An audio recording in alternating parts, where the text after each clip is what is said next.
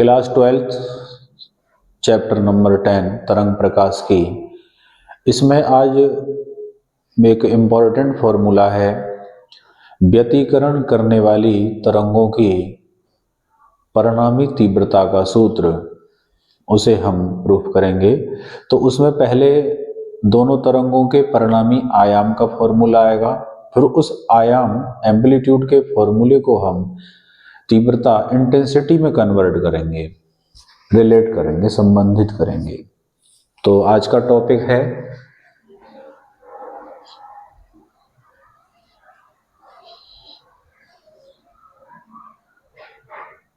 व्यतिकरण, इसमें तीव्रता का सूत्र।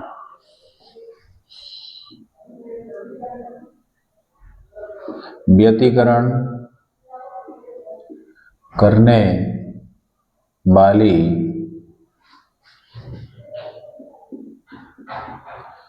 तरंगों की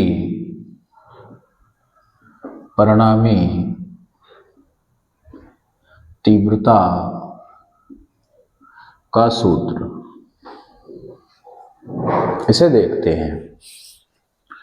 तो हमने दो परगामी तरंग मान ली, माना दो परगामी तरंगें हैं, प्रोग्रेसिव वेव्स। इस हेडिंग की जो इंग्लिश होगी वो हो जाएगी resultant intensity formula of two waves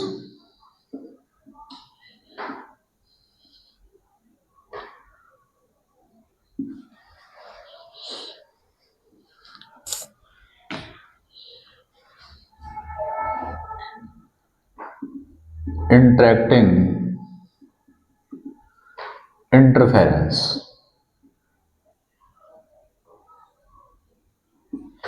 interference करने वाली तरंगों की परिणामी तीव्रता का सूत्र। तो हमने मान लिया कि दो परगामी तरंगें एक ही डायरेक्शन में जा रही हैं।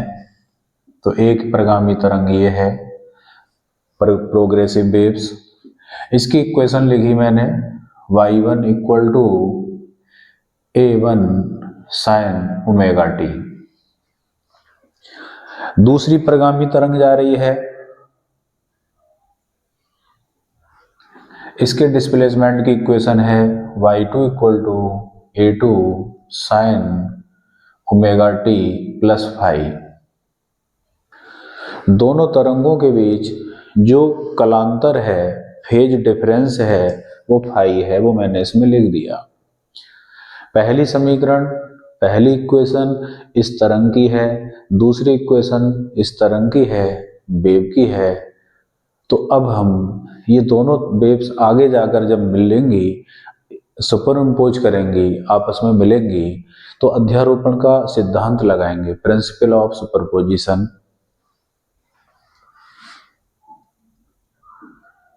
अध्यारोपण के सिद्धांत से y equal to y1 plus y2, ये दोनों y1 y2 की वैल्यू मैं इसमें पुट करूंगा। तो a1 sine omega t plus a2 sine omega t plus phi. a1 sine omega t plus a2, ये ऐसे ही लिखा, इसे साइन a प्लस बी के फॉर्मूले से खोल दिया। तो साइन a प्लस बी के फॉर्मूले से खोलेंगे, sine a cos b plus cos a sine b. यहाँ a2 था, ये a2 दोनों में ही जाएगा।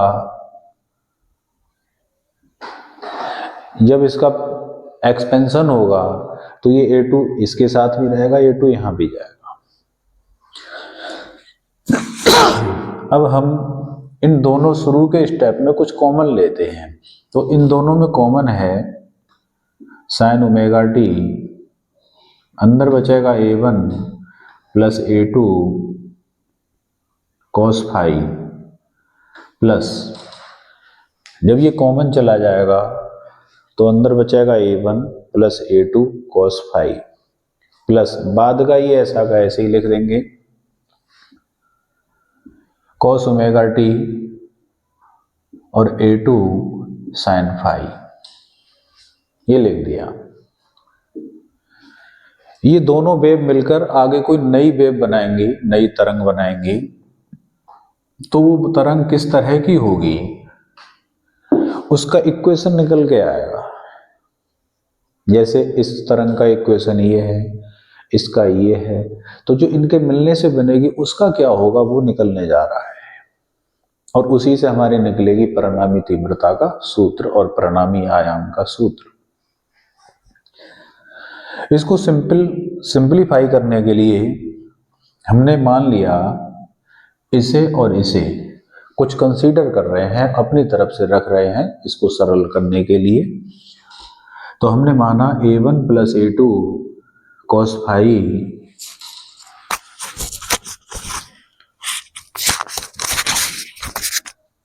इसकी जगह हमने रख दिया R कॉस थीटा, और A2 sine theta, A2 sine phi इसकी जगह हमने रख दिया R साइन थीटा, इसकी जगह R cos थीटा, इसकी जगह R sin थीटा। ये दो रिलेशन बना दिए, ये काम आएंगे, इनसे ही परिणामी तीव्रता निकलेगी। तो ये जो अंडरलाइन किया है इनके स्थान पर इनको हम लगा रहे हैं, तो इक्वेशन क्या बनेगी जरा ध्यान देंगे, यहीं से उतार रहा हूं मैं।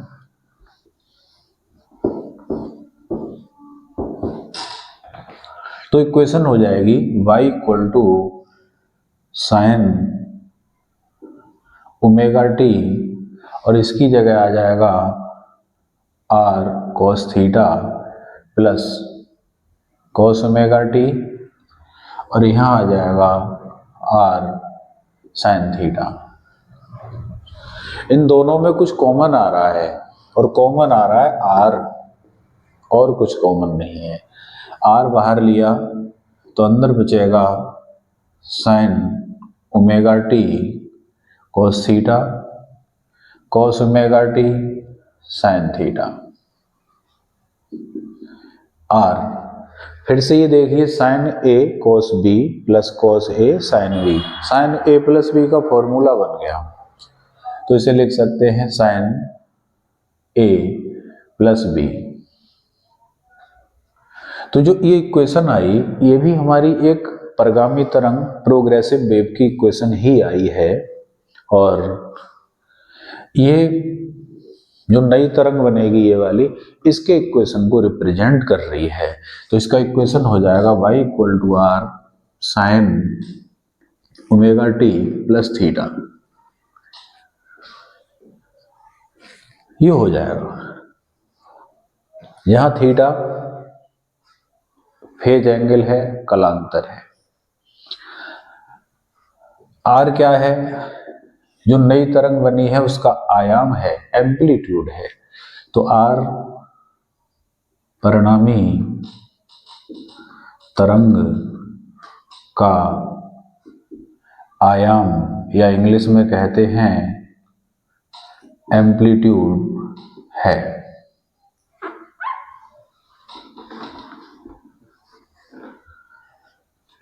चूंकि तीव्रता आयाम पर डिपेंड करती है, इंटेंसिटी एम्पलीट्यूड पर निर्भर करती है, इसलिए आर से ही तीव्रता ज्ञात की जाएगी। तो आर को फाइंड करने के लिए जो ये दो रिलेशन है इनका हम यूज करेंगे, इनसे आर फाइंड करेंगे। तो कैसे आर फाइंड करेंगे, समीकरण 1 और 2 को स्क्वायर करके ऐड कर देंगे। समीकरण 1 और 2 वर्ग करके जोड़ने पर, ऐसा करने पर r सेपरेट हो जाएगा। इधर देखो तो इसका स्क्वायर करेंगे r square cos square theta plus r square sine square theta, ये आएगा r square cos square theta plus r square sine square theta equal to, इसका स्क्वायर लिखेंगे, इसका a1 plus a2 cos phi का whole square plus इसका square a2 sine phi का square, इस तरह से हो गया। इसमें से कॉमन आ गया r स्क्वायर, तो अंदर बचेगा cos square theta plus sine square theta equal to, इसका a प्लस बी के होल स्क्वायर से खोल रहे हैं, तो ये आएगा a1 square plus a2 square cos square phi plus 2a1 a2 cos phi plus इसे a प्लस बी के होल स्क्वायर से खोल दिया, ये लिख दिया लास्ट में a square sine square phi. अब क्या करेंगे, इधर देखेंगे क्या कुछ कॉमन है, तो हाँ इसमें और इसमें कुछ कॉमन है। क्या कॉमन है, a2 स्क्वायर कॉमन है, तो मैंने लिखा a1 स्क्वायर, ये ऐसा ही इसमें उसमें कॉमन लिया a2 स्क्वायर, अंदर बचेगा cos square phi plus sine square phi plus 2a1 a2 cos phi. इधर इसकी वैल्यू हम जानते हैं ट्रिग्नोमेट्री के अनुसार 1 होती है, तो ये 1 हो गया, तो क्या बचा फिर इधर r स्क्वायर, तो r स्क्वायर इक्वल टू, ये इक्वेशन हमें प्राप्त हुई। लेकिन यहाँ पर भी ये sine square phi plus cos square phi, इसकी वैल्यू भी 1 ही हो जाएगी।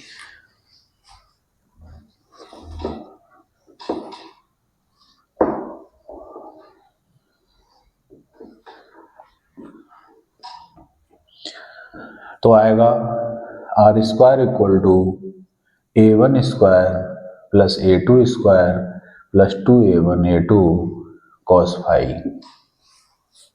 ये रिलेशन बना। हम जानते हैं, पहले तो हम परिणामी आयाम को ही निकाल दें अगर, तो हो जाएगा r equal to under root a1 square plus a2 square plus 2a1 a2 cos phi. ये r रिजल्टेंट एम्पलीट्यूड है, परिणामी आयाम है दोनों तरंगों का,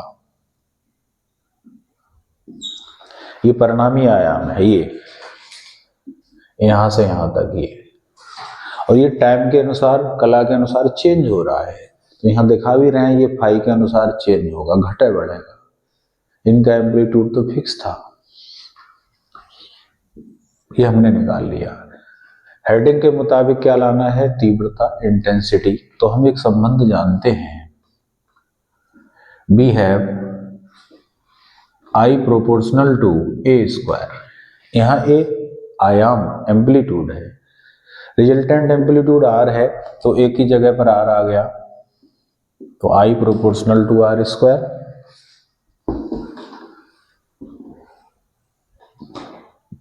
या I equal to constant K r square. Conclusion ये निकला कि जहां आर स्क्वायर लिखा है वहां मैं आई अपॉन के लिख सकता हूं, या आई को हम ऐसे ही लिखें, तीव्रता इंग्लिश में कहते हैं इंटेंसिटी,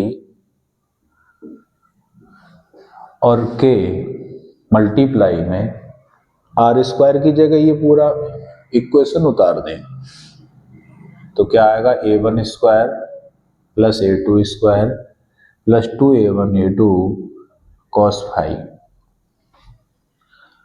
और ये हमारी इक्वेशन हो जाएगी। बाद में इस इक्वेशन में दो केस लगाए हैं, एक संपोषी व्यतिकरण के लिए मैक्सिमम इंटेंसिटी जहां होती है, एक विनाशी व्यतिकरण के लिए जहां मिनिमम इंटेंसिटी होती है, तो दोनों ही केस लगाकर इसमें रिलेशन को हम प्राप्त करेंगे।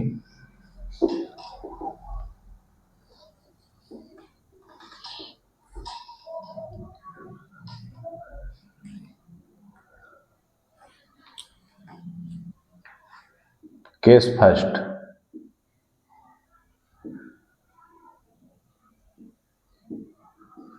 संपोषी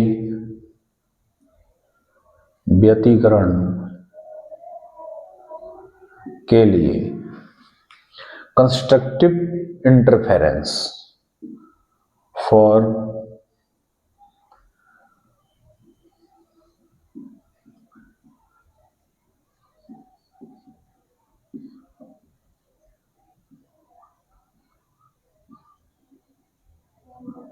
ये इसकी इंग्लिश हो गई, फॉर कंस्ट्रक्टिव इंटरफेरेंस।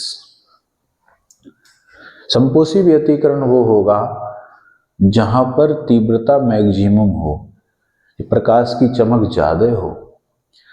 तीव्रता मैक्सिमम वहां होगी जहां कॉस की वैल्यू अधिकतम हो।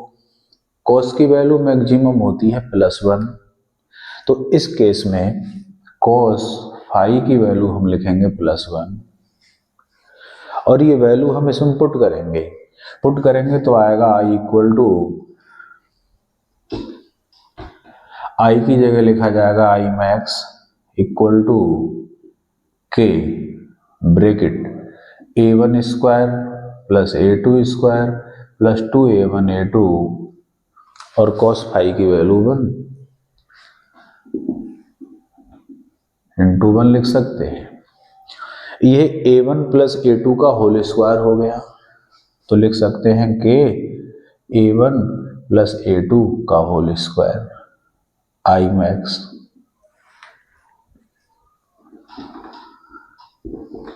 तो एक केस तो हमारा ये आ गया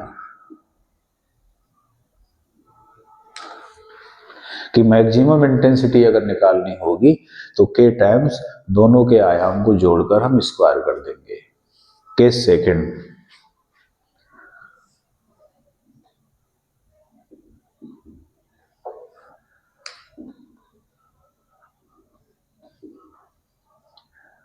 विनाशी व्यतिकरण के लिए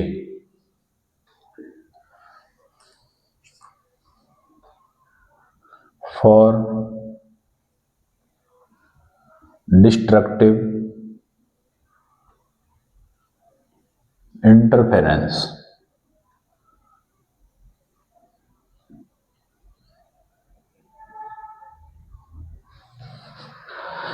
जहां अंधेरा प्राप्त हो, जहां डार्क फ्रिंज बनती है, काली फ्रिंज, जहां प्रकाश की चमक ना के बराबर हो, अंधेरा हो, तो अंधेरा वहां होगा जहां तीव्रता इंटेंसिटी मिनिमम होगी। जैसे मैं अभी लाइट बंद करूं तो इंटेंसिटी कम हो गई, इंटेंसिटी बढ़ गई। तो इंटेंसिटी कम कब होगी? जब यहाँ cos फाई की वैल्यू मिनिमम हो, और cos की वैल्यू मिनिमम होती है -1। तो cos फाई इक्वल टू -1, उस समय I क्या हो जाएगा? मिनिमम हो जाएगा। तो ये दोनों वैल्यू इसमें पुट कर रहे हैं, तो रिलेशन क्या आएगा? I minimum equal to K into A1 square plus A2 square plus 2A1 A2 और cos की वैल्यू -1, ये आएगा कि ये माइनस से यहाँ माइनस हो जाएगा, और फिर ये फॉर्मूला हो जाएगा A1 माइनस A2 का whole square, A1 minus A2 का होल स्क्वायर।